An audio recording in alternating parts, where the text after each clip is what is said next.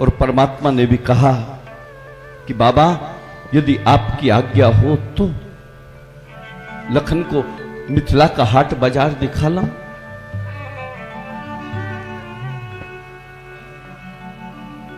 मेरा कहने का भाव कि मिथिला के हाट बाजार का कोई मूल्य लखन की दृष्टि में नहीं है।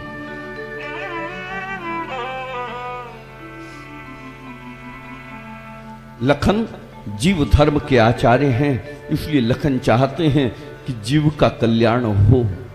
इसलिए लखन कह रहे हैं कि मैं मिथिला का हाट बाजार देखूं। प्रभु गए हैं, हलचल हुई है मिथिला में। ये कौन है, ये कौन? सबको नाम रूप से दीक्षित किया है।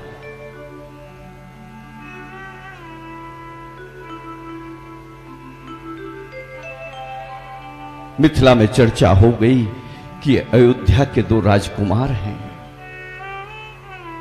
बड़े का नाम राम है और ये गोरवर्ण छोटा ये लखन है।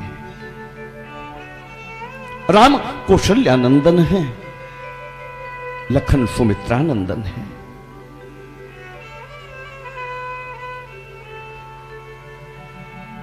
लौटे हैं महामुनि विश्वामित्र के पास। सब चर्चाएं हुई, रात्रि में विश्राम हुआ और प्रातःकाल होते ही महामुनि विश्वामित्र को अब राघव ने कहा, बाबा यदि आपकी आज्ञा हो तो हम आपके लिए पूजन के लिए पुष्प वाटिका से पुष्प चुन लाएं। आज्ञा पाकर निकले हैं दोनों।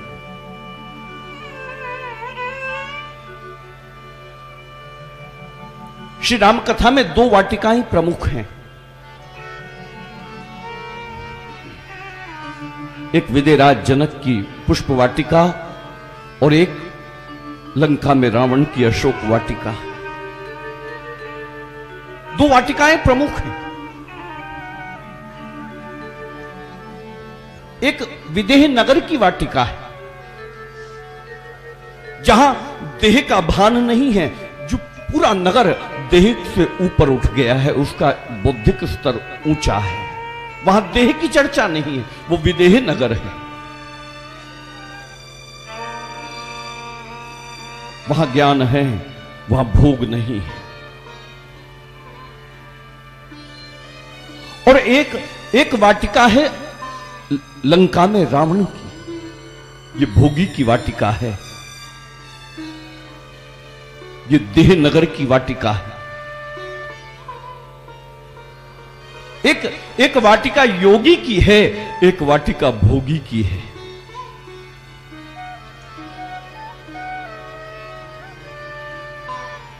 और सबसे आनंद की बात यह है कि दोनों वाटिकाओं में केंद्र बिंदु भगवती जानकी हैं।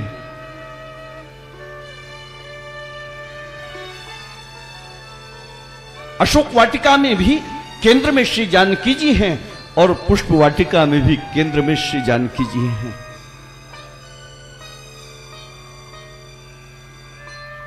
पुष्प वाटिका में जानकी जी को परमात्मा का दर्शन होता है और अशोक वाटिका में श्री हनुमान जी महाराज को जानकी जी का दर्शन होता है।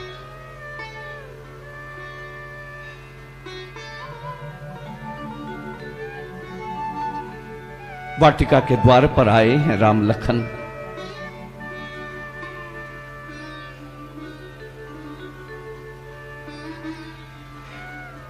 वाटिका के मध्य में एक सुंदर सरोवर है, जहां कमल खिले हैं।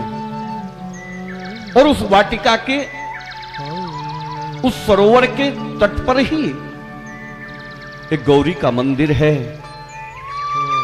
जहां राज परिवार की स्त्रियां पूजन करने आती हैं। जिधर देखो उधर मधुरता बिखरी हुई है वाटिका में। पुष्प खिले हैं, शुक्का कोयल का स्वर गूंजता है, पक्षियों का मधुर कलरव है उस वाटिका में। प्रातःकाल का समय।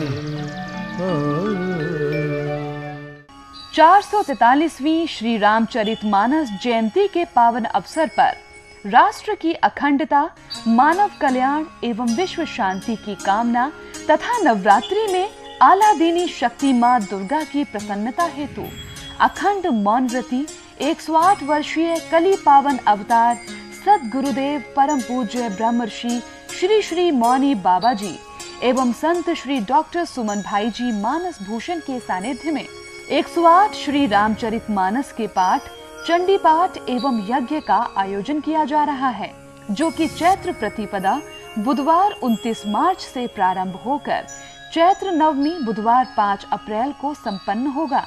कार्यक्रम शुभारंभ बुधवार 29 मार्च, घट स्थापना, कन्या पूजन एवं ब्राह्मण भोज प्रतिदिन मध्याह्न 1:30 से। धर्म प्रेमी भक्तजनों से निवेदन है कि वे अपनी अभीष्ट पूर्ति, संपूर्ण मनोरथों एवं मनोकामनाओं की पूर्ति हेतु श्री रामचरितमानस के 108 नवाब पारायण के यजमान बनकर पुण्यार्जन करें। श्री रामचरितमानस के 108 नवाब पारायण के यजमान बनने हेतु राशि ₹3100 का भुगतान श्री सीताराम सेवा संघ के पक्ष में चेक ड्राफ्ट के माध्यम से अथवा श्री सीताराम सेवा संघ के बैंक ऑफ इंडिया की इंदिरा नगर शाखा उज्जैन के खाता नंबर 91261010009806 में सीधे जमा करा सकते हैं। परम पूज्य श्री मौनी बाबा शताधिक आयु गौरव से अभिमंडित संत हैं। बाबा की आयु 109 वर्ष है। बाबा पुण्यतिया शिप्रा के दशाश्वमेध घाट मौन तीर्थ सेवार्थ फाउंडेशन एवं राम नाम सेवाश्रम न्यास गंगा घाट उज्जैन में निवास करते हैं। बाबा 80 वर्षों से मौन धारण शब्द शक्ति किए हुए हैं। बाबा के मौन की शक्ति सभी सिद्धियों का साधन है। मौनी बाबा के आशीर्वाद मात्र से सभी शंका का हल होता है और मनोरथ पूर्ण होते हैं। बाबा के आशीर्वाद से कई भक्तों के जीवन में चमत्कार घटित हुए हैं। बाबा के शिष्य फिल्मी दुनिया की जानी मानी हस्तियों के साथ साथ राजनीतिक जगत के भी जाने माने राजनेता शिष्य रहे हैं।